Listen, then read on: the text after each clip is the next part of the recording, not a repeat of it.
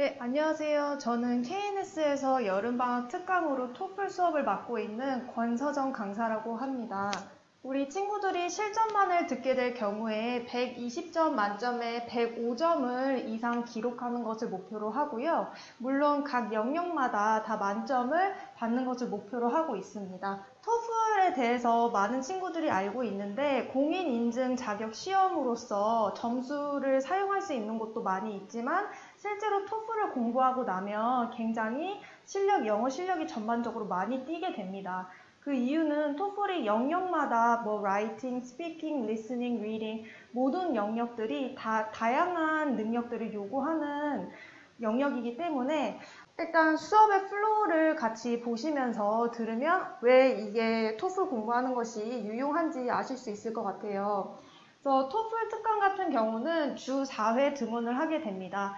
월, 화, 목, 금 수업을 들어오게 되고 10시부터 2시까지 수업이 진행이 됩니다. 물론 학생들 중에서 몇 명의 학생들은 주 2회 반을 선택을 희망하는 학생들도 있을 수 있어요. 리딩이랑 리스닝 반 같은 경우는 전수경 부원장님께서 진행을 하실 예정이고요.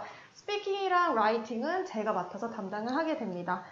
그래서 저희 강사진에 대해서 먼저 설명을 드리면 스피킹과 라이팅 부분을 담당하고 있는 저는 KNS에서 IB반을 전담하고 있습니다. 그리고 리딩이랑 리스닝 부분을 가르쳐 주시는 부원장님께서는 굉장히 토플 만점자를 다수 배출하신 이력을 가지고 계십니다.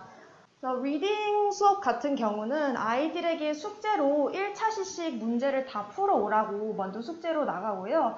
수업 시간에는 이제 부원장님과 함께 어떻게 오답률을 줄일 수 있는지 오답 찾기 내용으로 공부를 하게 됩니다.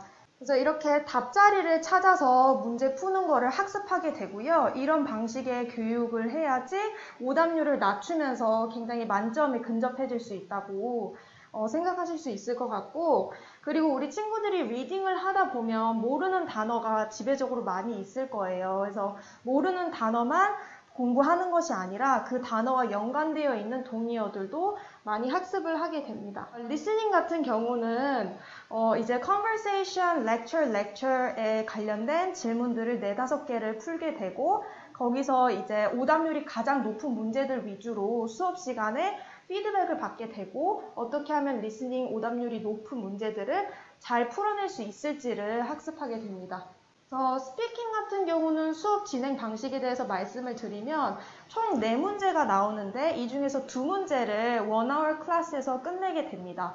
만약에 월, 화, 목, 금 4번 다 등원하게 되면은 2세트의 문제를 끝내게 되는 거고요. 친구들 중에서 나는 월급만 등원하고 또는 화목만 등원을 한다 해서 걱정하는 친구들이 있을 텐데 아이들이 이제 주 2회만 등원을 해도 한 세트를 모두 다 풀 수 있게끔 구성이 되어 있어서 크게 걱정하실 부분은 없습니다.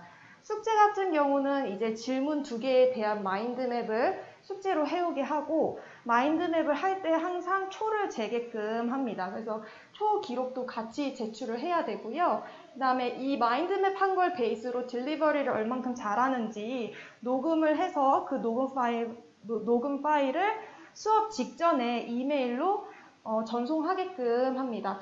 그래서 수업 시간에는 이렇게 마인드맵 해온 거를 기반으로 딜리버리를 실전처럼 하는 것을 연습을 하는데요. 제한 시간 내에 마인드맵 한 것을 이제 딜리버리를 몇몇 학생을 뽑아서 한 다음에 선생님의 딜리버리랑 어떻게 차이가 있는지 선생님이 마인드맵 한 거랑 어떤 부분이 다른지 비교 공부를 하게 됩니다. 라이팅 같은 경우는 문제가 2개가 있고 독립형이랑 통합형이 있는데요. 우리 친구들이 가장 어려워하는 부분이 독립형이라고 할 수 있습니다. 왜냐하면 이제 독립형 같은 경우는 이분법적 논리의 질문들이 많아요. 그래서 학생들이 A랑 B 중에서 뭐를 뽑아야 할지 애매하다고 생각을 해서 A, B를 다 뽑는 경우들이 있는데요. 그렇게 하면 고득점이 나오기 힘들기 때문에 A와 B 중에서 하나를 선택을 하고 어떻게 설득력 있게 그 A의 주장을 펼쳐나갈지 연습을 많이 합니다.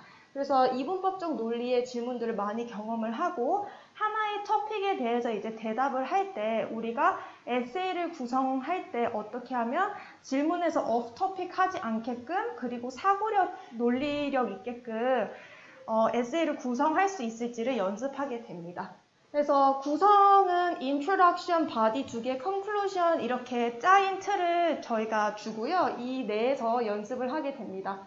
그래서 얼만큼 묻는 질문에 정확하게 일관적으로 답을 하는지, 그리고 토픽을 어떻게 너무 넓게 잡지 않고 narrow down 할 수 있는지를 모두 연습을 하게 됩니다.